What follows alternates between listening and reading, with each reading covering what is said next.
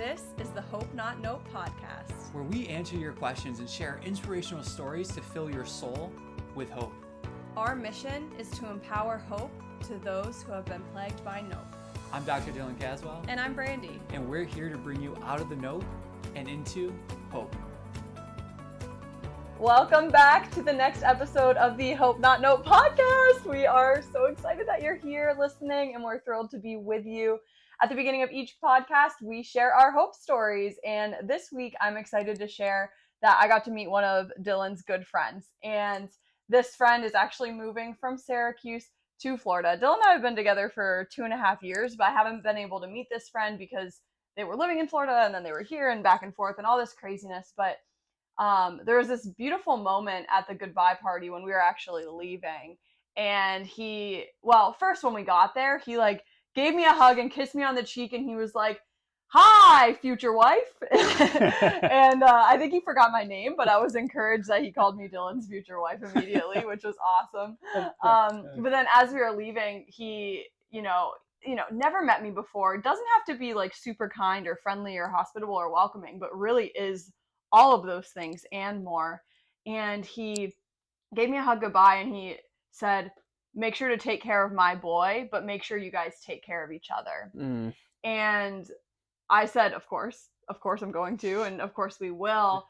But as I've thought about it over the past couple of days, I've just been so encouraged and inspired, because isn't that the message for everybody? We need to be taking care of everyone, whether it's, your partner or someone in your family, or even just the person on the side of the street or at the restaurant. We need to do, I think, as a society, especially in the American culture, we need to do a better job at taking care of each other. And so that's my hope story, because I was inspired to, by our friend when he said that to me, but I also wanted to share it with our listeners, because maybe there's someone that you can be intentional with and take better care of. So that's my little story. I would love to hear yours now, Dylan. I love that story and love Tony. We're going to miss him in Florida. I'm so glad that you got to meet him. And the awesome part about this going away party is you got to meet other people from my journey from the past that you haven't been able to meet yet, just because they're musicians. Most of their gigs are at nighttime.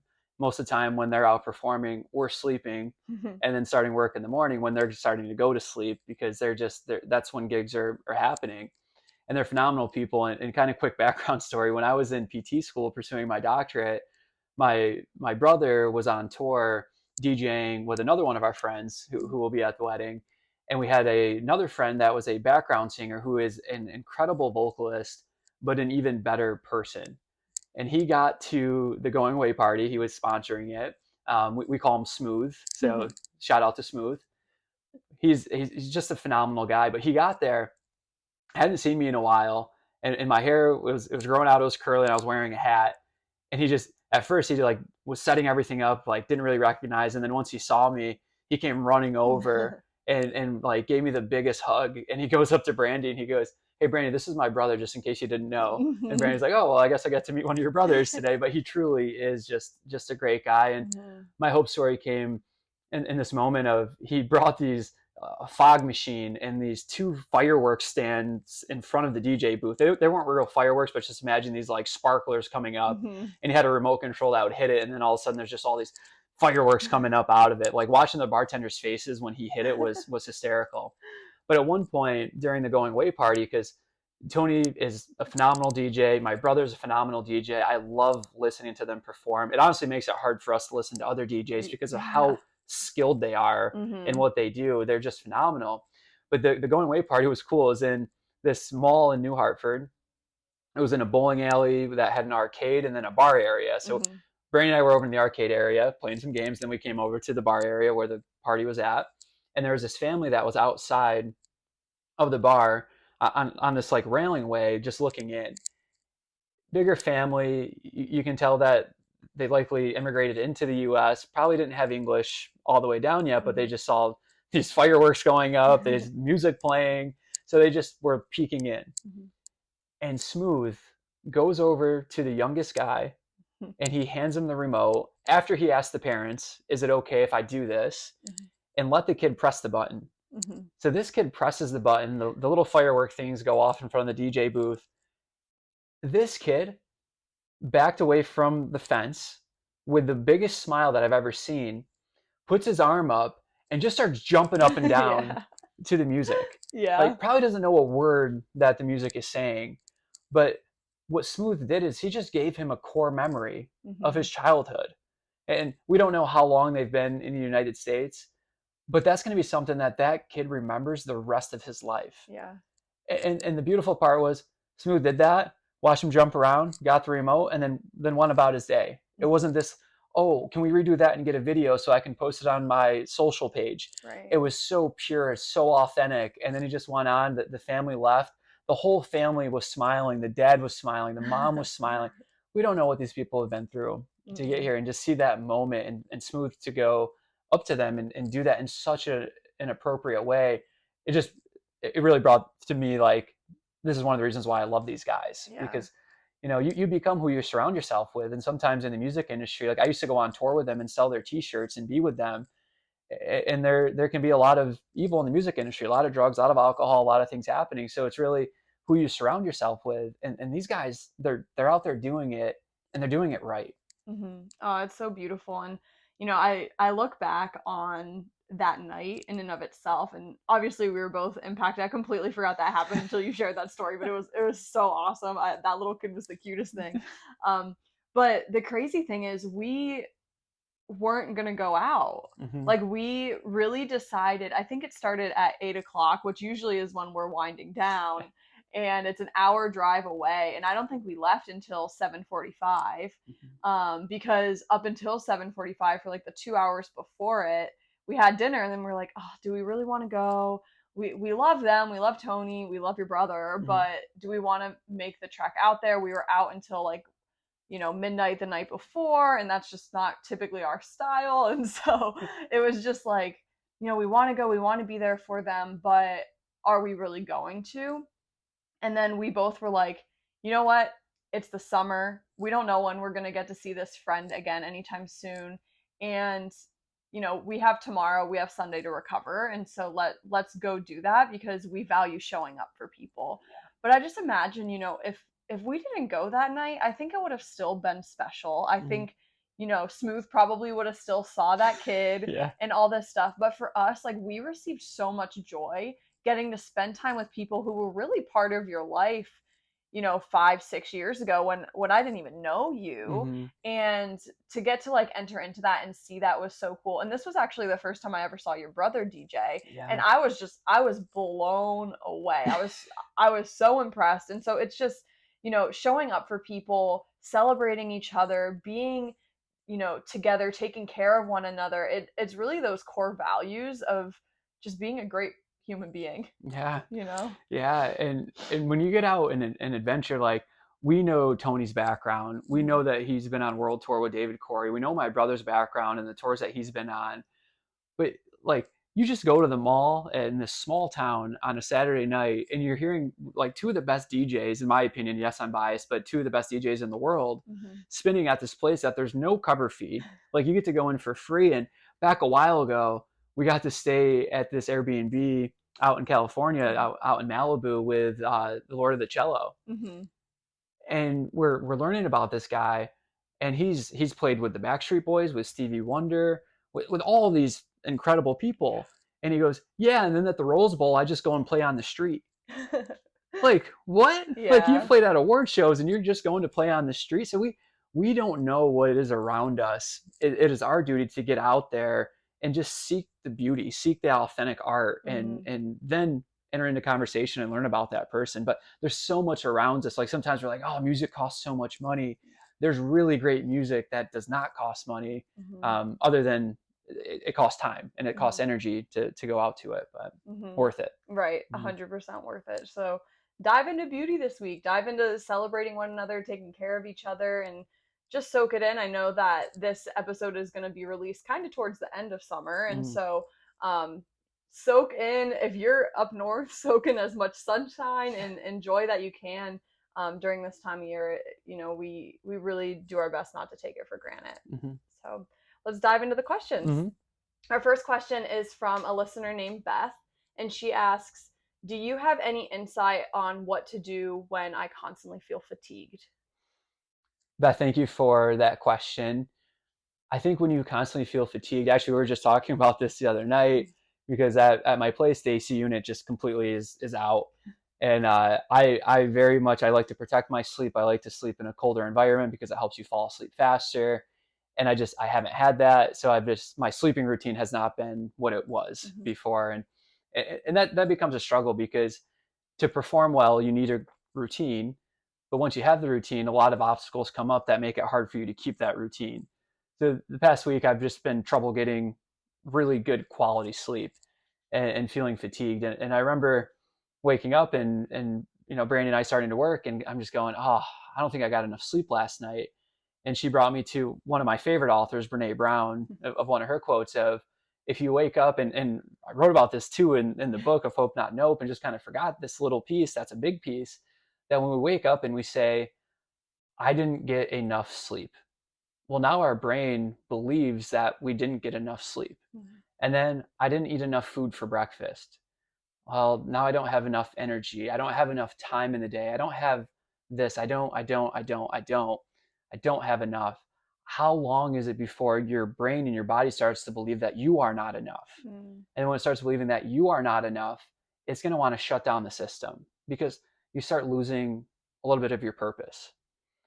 So that's one thing, is what is the voice in our brain, in our heads telling us? What is the story? What's the narrative that it's giving us? Because we're always moving towards our strongest thought.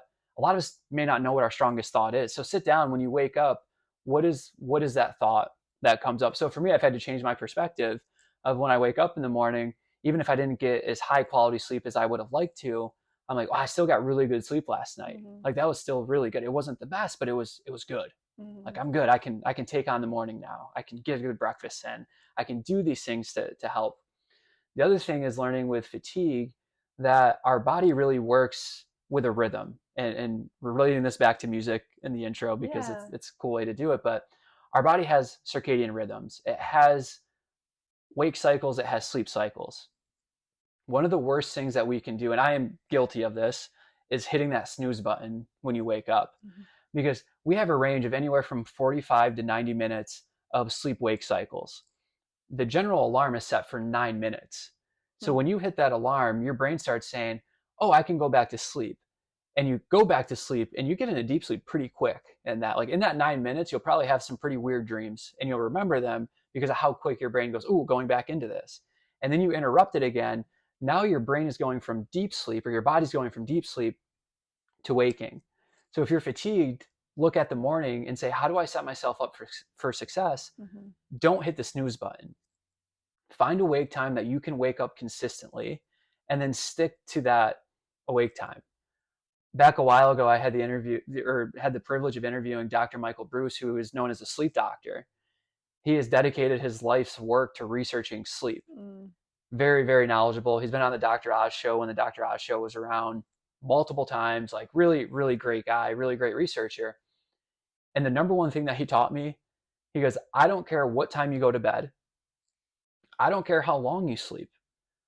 I care that you wake up at the same time every single day. And, we were out late Saturday night and Friday night. So it's hard to get up at that routine time. But the trick is that you wake up at that time. So for me, 7:15, that's when I'm getting up. If I get up before then, let's try to get up, not hit the snooze button. Again, I am guilty of the snooze button sometimes, but I try to be as routine as I can of that 7:15 time. Later in the day, it is not just okay, it's an advantage to take that 15 to 20 minute meditation or power nap. That is going to give you so much energy. It's going to keep your sleep wake cycles. It's going to keep your circadian rhythm throughout the day. You go, oh, I don't have enough time. Most people have an hour lunch.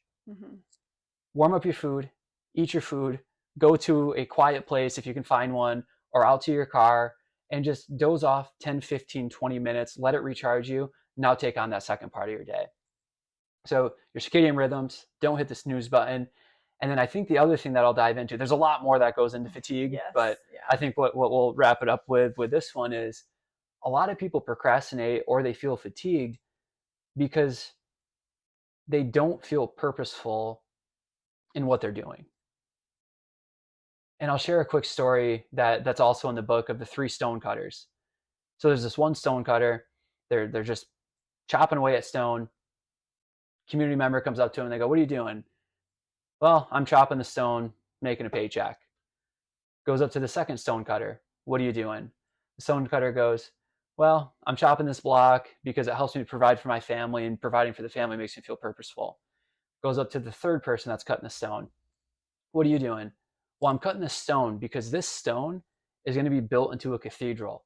And this cathedral is going to serve this community for generations to come. I am bringing hope to this community." All 3 of them are doing the same job. Which one of them do you think has the most fatigue? The first person, Yeah. because they're not tying into their purpose of what they're doing. So we have to look at, no matter what the task is, like no matter what you're doing, I love what we do. I love my job. There is mundane tasks that are involved with this. But what makes us feel excited is that the mundane tasks will make the moment. But you have to be willing to enter into those mundane things over and over again because you know that it's purposeful. You know the vision. So if you're fatigued, start looking at the tasks that you're doing. How do you make them more purposeful? How do you tie your brain more into what you're doing so that your soul is feeling fulfilled, which then your body will start to feel alive with it at the same time? Oh, I love that. So perspective and your goals and your vision is one, and getting great sleep is another. And you mentioned also at the beginning is, what is your internal dialogue? And I know for me, when I'm feeling fatigue, one of the things I always go back to is, did I sleep? What am I internally saying? But I also go back to, like, what have I eaten in the past couple days? Because if I am feeling drained or fatigued, sometimes it does have to do with I'm just in a calorie deficit. Yeah. And for a while in my eating disorder, I was constantly fatigued. But then getting out of that, I didn't want to look at food. I wanted to be free from it. And so I would eat. But then getting into fitness, I realized, oh, I need a lot more calories and a lot more nutrition because I work out in a different way. And so there's been learning curves in different seasons of my life of what to eat, when to eat it. Well, not even when to eat it, but like what to eat. And if there's waves throughout the day of fatigue, maybe I haven't done that, or I haven't drank enough water. That's another huge thing. And the other thing, and I feel like this is similar to perspective and knowing your vision, but I also look at, am I getting like me time, personal recharge time? But also not too much of it, because I think there's times where, whether it's 20 minutes a day, an hour a day, where you're meditating, praying, journaling, whatever it may be, like that's going to serve you well. But then I know people who maybe they're out of a job for a certain reason, or maybe they're a student and they're on summer break, and then they're just 6-7 hours a day just being by themselves, maybe doing things that they like, but then it's like also not helpful to them because they're laying in bed watching TV, or even if they're writing, laying in bed, like that's not going to help the fatigue feeling, And so there are different levels in that as well. Yeah, I'm so glad you brought that up, because with our adult clients, that's what we see, I think, the most is the calorie deficit. They're not eating enough. They perceive that they are, but generally the routine is that they get up in the morning, they have a cup of coffee, they maybe have like a little bit of a snack, but most adults even skip breakfast. And really, like, that first meal of the day sets you up for success. It needs to be a high protein diet that you're going to be able to use that energy throughout the rest of the day, versus a high glucose diet where you get up, you have the coffee, you have a donut or like a croissant that you're dipping it into it. Like, yes, like delicious, Love that. so good, but you're going to lead to a crash because you're having this big sugar rush and then dropping down. So having a higher protein diet in the beginning of the day is actually incredibly beneficial to limit fatigue. One of our friends, Marcus Philly, that's what he's been doing. He's been switching, dinner to his breakfast and getting really high protein in the morning so that it lasts him throughout the day. But most adults are having coffee, having a sugar snack, and then around 10, 11 o'clock, having another coffee, and then maybe having a lunch. And that lunch tends to be like a salad because I want to eat healthier. So they just eat a salad. That's 200 calories. They've already expended 900 to 1,000 calories. They're putting 200 in. We're 800 calories behind just to have a balanced equation of energy expenditure and input. Mm-hmm. And now they go home and they get to dinner and they're so exhausted they barely eat a plate. Mm-hmm. And it's like, we need to microdose your movement and microdose your nutrition Yeah. throughout the day. Healthy snacks in the car, bag of almonds in the glove box, like Yeah. emergency snack bags. That's not sugary foods will get you very far. But I think the reason I didn't bring that up is because that's one area that I really struggle in, is because I'll just get work and I'll get locked in, and then it's 8 hours later and I'm like, crap, I forgot to eat again. Yeah. It's not that I didn't want to eat, I just forgot because I got so locked into the task. And I feel that effect Mm-hmm. later in the day. I feel it the next day. I go to work out. Why is this weight so heavy today? Why do I feel so fatigued? Why do I feel like I need that extra coffee? Like, why do I need these things? Well, you didn't get enough calories in. And it's Mm-hmm. always simple. Like, go get those Yeah. calories in. Right. And I will say, if you are in a deficit, this is the one time, get whatever calorie in that you can. Right. Like, if it's chicken wings, go for it. Like, just get in the calories, and then we can start getting back to the basic food groups. Right. Well, it's, if you're fatigued, you might be hangry. And Yeah. what's the solution to hangry? Eat a Snickers, right? Right. So Right. I guess that's the solution. Yeah. Jumping into our next question. This is from Grace. Beth, thank you for that first question. That was awesome. Our next question from Grace, she asks, what's your perspective, or what perspective do you have on using medication or prescription medication versus alternative or natural healing? Grace, that is a great question, and a very loaded answer that I'll try to kind of summarize a bit, because people have asked me a lot, especially after reading the book, you don't believe in medicine. And no, that is not what we're saying, because there are really great medications that have been developed that have given people improved life, improved quality of life.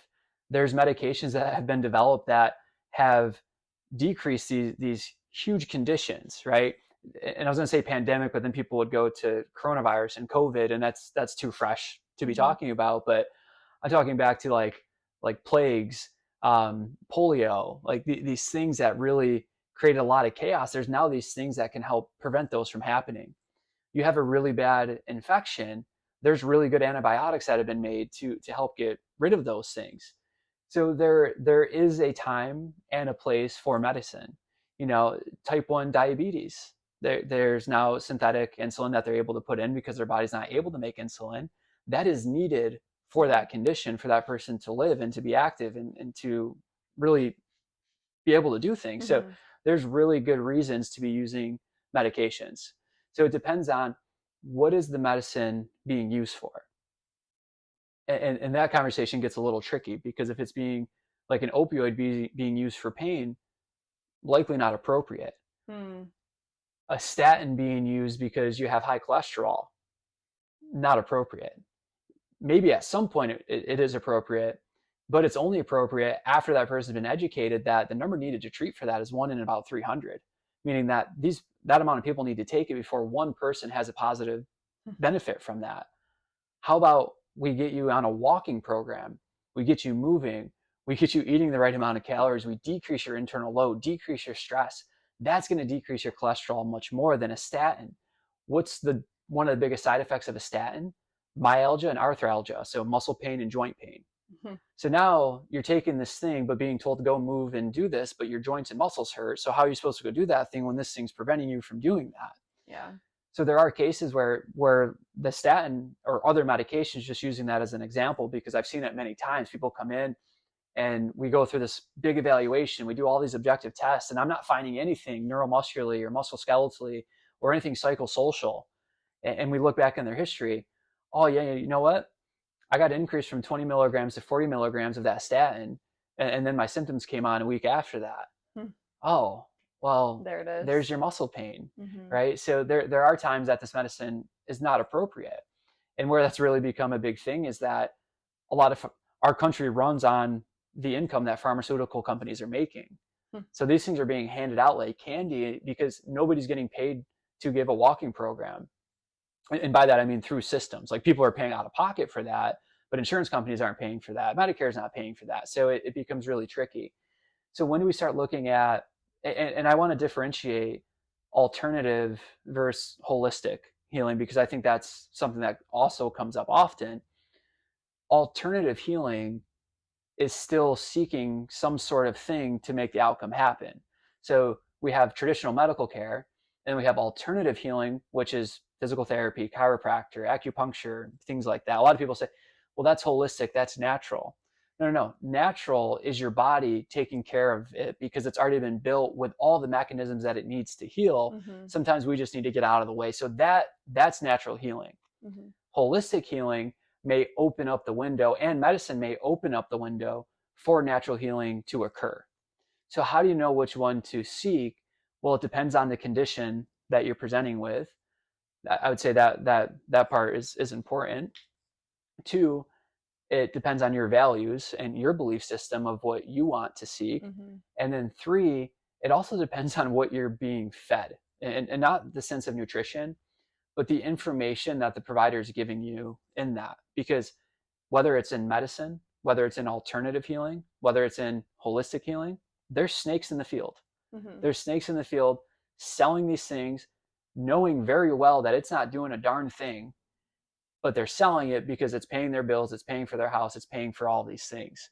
So you have to really take ownership of the information that you're getting and ask, is that really true? And how is it creating that outcome? Mm-hmm. And the way that we look at that is, well, has there been any research done on this, or is it completely anecdotal? Mm-hmm. Meaning that it's just claims that are being made. We're talking about castor oil Yeah. the other night at a yeah. dinner. And, our friend was saying, oh, I watched this thing and they said that castor oil does all this stuff for skin. It does, Very TikTok trendy. And yeah, it does X, Y, and Z. And I'm like, well, dang, I should look this up because it could be beneficial. And if it's beneficial, I want to recommend it to people. So I look it up, and the only thing that has been supported is that it used to be used as a laxative mm-hmm. for people. Mm-hmm. But there's nothing on skin, there's nothing on hair growth, there's nothing on it. It's all anecdotal. So when we only have anecdotal evidence, we then have to question, is the thing actually working for the reasons that people are saying that it's working, or is it placebo? Yeah. And if it's placebo, I don't want you to get annoyed or go, oh, it's all in my head. No, placebo means I shall please. What a beautiful way to say, can I please heal myself?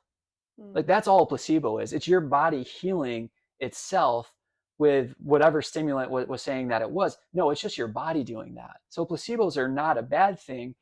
What we should look at with a placebo is that the placebo is empowering you, that you don't need that thing. Mm-hmm. Your body can already do that on its own. You just had to be coached into that happening. Yeah. And you can coach yourself into it. You can reach out and have a coach that's going to do it, but you don't need this pill. You don't need this injection. You don't need this other thing to do this. And a little bit of a rant, but another research article that came out recently was looking at injections into the knee for knee osteoarthritis.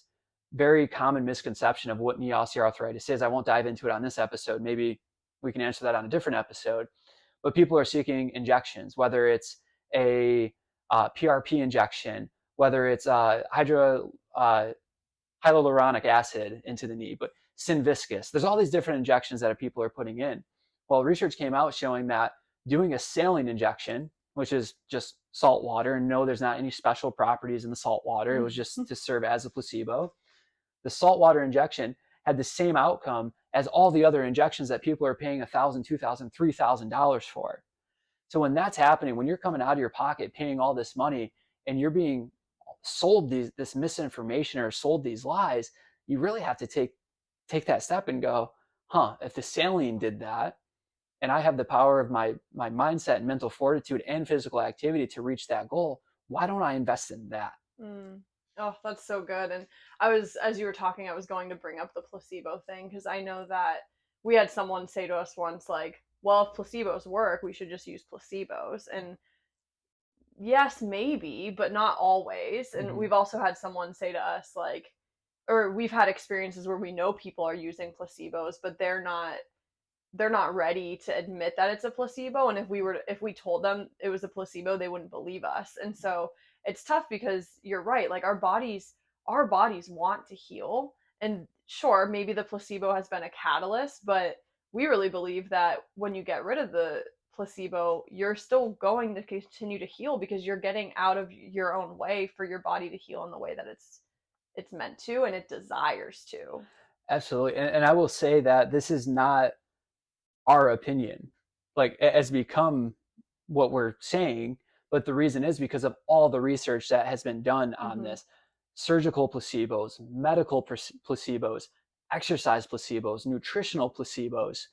All these things show that it's really the person's brain believing that this thing has happened, which a lot of people again get discouraged. I get encouraged. Mm-hmm. I get excited because that's telling me that your body's already ready to do these things. Yeah. Let's do it. Mm-hmm. Let's get all that stuff out of there. Now, again, if it's a condition that needs a medicine, then let's use that medicine. But if it's a condition that isn't requiring that medicine, let's really dive into getting you to be able to heal yourself without all these extra things. Mm-hmm. And I want to offer, like, if our listeners are like, well, what about me? What about my situation? We may not know your entire medical history, but if you want to reach out to us on our website, hopenotnope.org, we can at least try and help in the situation if you're curious about, what about my situation or what have you. Like, we want to support you in this because we we believe it because it's true. And we, in a previous episode, we talked about, well, how do we know it's true? How do we find this research? And so if you haven't listened to that, go listen to our previous episode where we talk about how to research, because it's not like we didn't just decide one day that this is a thing. Like, this is factual truth. So, Yeah. um, Yeah. And quickly diving into that, because a lot of people, well, how did you get to that truth? Well, because I am a sports physical therapist. And when I was in school, I really wanted to be a sports physical therapist.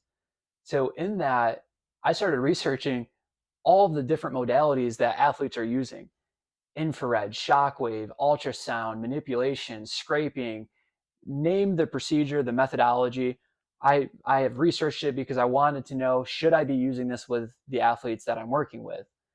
And from that research, they have all concluded the same thing. mm, And it always goes back to, it depends on what that person is being educated about that modality, and whether you did the modality for the reason that it was taught, or you did it another way, but you set up the stage, the outcome was going to be similar mm, in the sense they could have it or not have it and have the same outcome, and it's placebo based. So know that this is coming from 7 to 10 years of researching this in all different areas of health to see how can we best serve that person that is in front of us. mm-hmm, And I will go on to say that this doesn't mean that we're not using manual therapy. This doesn't mean that we're not using some of these techniques, but the education behind it is the key.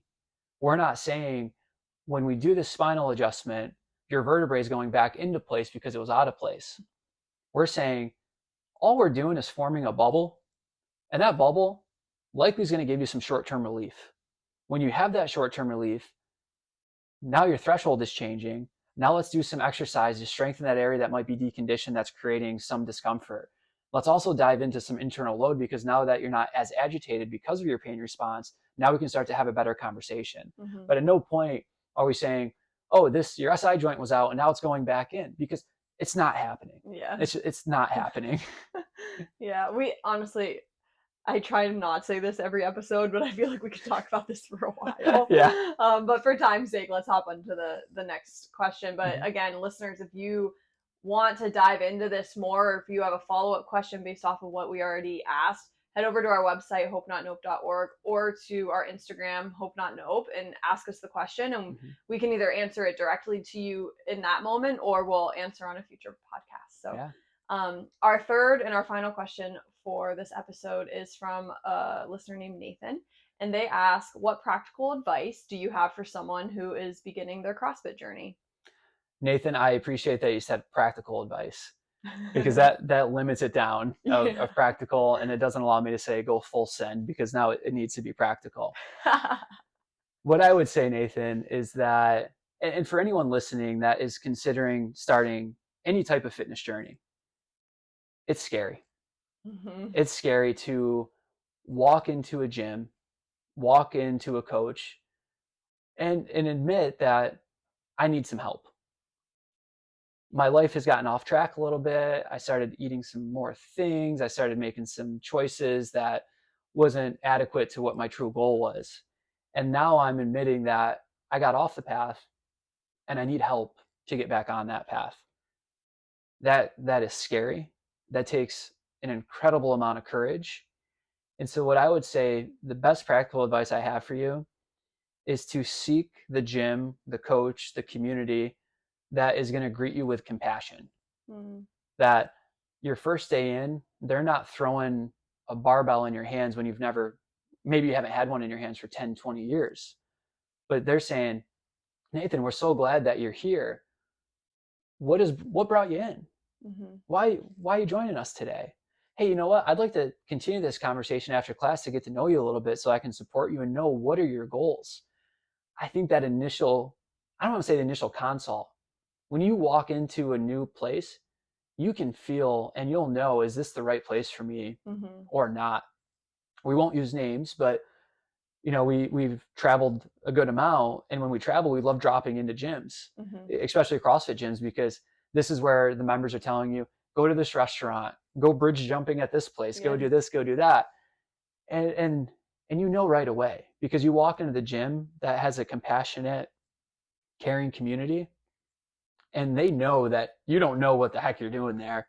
You're looking for the locker room. Where do I put my shoes? Where do I sign in? Mm-hmm. And the gym members actually greet you and Yeah. they take care of you. And the coach comes up and they go, hey, I haven't seen your face before. You must be dropping in. Where are you dropping in from? Where we've had experiences where we get to the class and the coach is in the back on the bike and doesn't even come up and introduce themselves. Mm-hmm. Class gets going. They come over and they have no history of our fitness experiences or anything. And they just go, well, we're deadlifting today. You probably shouldn't be deadlifting because we built up to this and I don't want you to hurt your back. Well, you know nothing about our fitness experience. Like you didn't even say hi to us. Like, don't come over now and tell me what to do when you haven't even introduced yourself or said hi. Right. But the fact was, we already paid. So we're going to stay and get our fitness in and use it more as like an open gym and then see you later. Out deadlift everyone. And I'll deadlift everyone. And yeah. So the best practical advice I have is one, pat yourself on the back. The courage that it takes to do that is incredible. It's applaudable. So like, wow, that's awesome. And then two, just look for the place that is compassionate and caring, and don't overthink it. You'll know right away as soon as you step into that place. Mm-hmm. Oh, I love that. I never know where you're gonna go with an answer, because I'm like, I wonder if he's gonna talk about technique, if he's gonna talk about, don't full send it right away, or don't go on the bar 1,000 times and your hands like rip. Like, I didn't know what you were gonna do, and then your answer is phenomenal. That is really just like, because that's my journey. I was a high school athlete. I've worked out a little bit, but I've been in chronic pain for X amount of years. But I feel like I'm supposed to do this. And then I found, and I'm biased, but at the time, the best gym that we had in Syracuse. And now it doesn't exist, which makes me sad. But it really was like the place for me. And I knew it the moment I walked. Well, really the moment I called, but then even more so the moment I walked in. And so I 100% agree with that. But I also want to add too, that's the first step, the beginning of the journey, and fitness journey, whatever, CrossFit or elsewhere. But I also want to add, remain excited, hopeful, and ready to learn. And don't, like, if you're feeling discouraged, don't let it eat you alive, because especially with CrossFit, and you've had to teach me this, and I still have to remember it. And one of my dear closest friends is starting her CrossFit journey, and I'm like now telling her this, but you're not going to get every movement down in the first month. Probably not the first year. Maybe not even the first 4 or 5 years, depending on where you're at. And that can feel discouraging, but that's the point of CrossFit. CrossFit Games athletes will encounter a movement that they've never done before, because that's just that's just what CrossFit does sometimes. But I think that we can get discouraged and feel like, oh, I'm not good enough, or I can't, like, I can get in the, like, I can't do that. Like, that's not possible for me kind of mindset. And what I want to encourage Nathan and anyone else listening is, you can do it, and like, remain hopeful and excited to learn. Yeah, I mean, you couldn't have said it better. The top 0.001% of CrossFit athletes are still encountering movements that they cannot do on a competition platform in front of thousands, if not millions of viewers. that is the point of the sport is not to poke fun at you and say, oh, you can't do this thing, but it's meant to give you unknowable challenges, because it wants to see how much can you take what you've learned, how much can your body self-organize, and then implement whatever movement expression that this task is asking for. And that's the fun of it. That's like, yeah, you have to have like a decent level of foundation in every domain of fitness, but it really has a good transfer over into your life. So as Brandy was saying, oh, I could not agree more. It can be very discouraging because you're seeing people doing muscle ups and handstand push-ups and cleans and all this weight being moved around. Yeah. You know, at one point in their life, they couldn't do it. Yeah. They had to come in, they had to go through the same process that you are going through.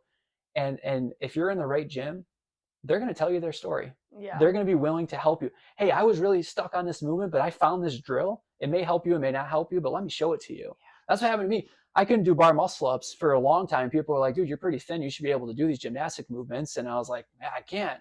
And they're like, well, let me show you this move. Let me show you this move. So now I have like 15 bar muscle up moves in my library of movements because other people were willing to just go, hey, let me help you out. They're not getting paid to help me out. They just want to help me out because they remember what it was like for them. Yeah. And I could go on and on, but I'll pause myself there. Yeah. I mean, everyone starts somewhere, and you know, some athletes have different backgrounds, but when you're beginning, surround yourself with the people that are going to help you grow. Yeah. You know, and it's okay to communicate like, oh, I'm really struggling with this. And those people if you're at the right gym, if you're around the right community, they're going to support you through that. Yeah. So we love the CrossFit question, Nathan. But also Grace and Beth, thank you so much for your questions as well. If you listeners want to ask us a question, again, head over to our website, hopenotnope.org.